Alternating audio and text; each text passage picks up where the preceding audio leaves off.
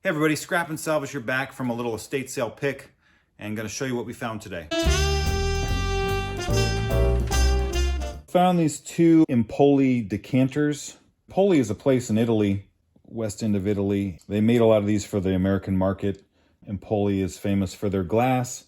Originally it came in a lot of green and probably more of a darker green, and that's because of the iron and the sand in that region. One thing that kind of shows you Empoli glass is that it's got lines for like mold marks. It's not like Blenko where it's got the ponto.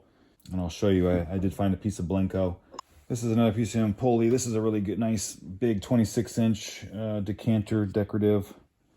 As you can see the seams, but very collectible, made in the 50s and 60s for the American market. Cool pieces of glass. And then we have Blinko, and Blinko is more of a studio glass form. You see the ponto, which is usually always a rough where they cut after blowing it. William Blenko was actually a Brit and immigrated to the United States and started this company in the early teens. And this company, one of the most well-known designers is Wayne Husted, and he kind of was the pioneer of the architectural salvage style glass, like the big old decanters that people just use as more decorative objects rather than real decanters.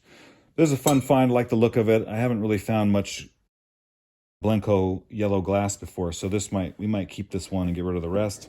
Moving on to this vase. This is a vase by Ellie Smith. It also has the seams or molds, but cool shape, collectible piece of glass. Frank Moreno Pottery. Let's see underneath its sign, you can barely see the Frank, but Moreno, number 3, Ceramics USA. And this guy was local to Southern California.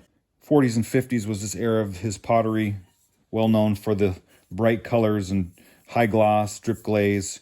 He's a descendant of Frank E. Brown, who named the Moreno Valley, like Redlands area, those areas, and that Moreno in Spanish is brown. Just a brief little history on that. I love finding these. I've got a few of these already. And moving on to this funky lamp.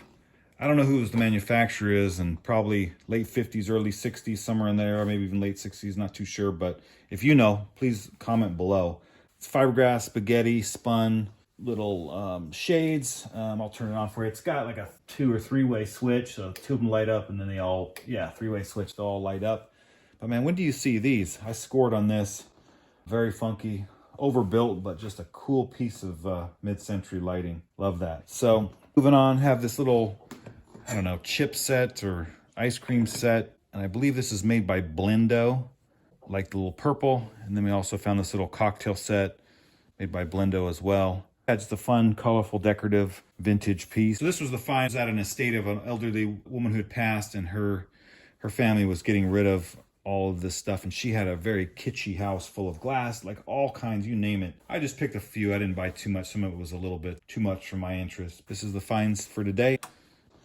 Thank you for watching.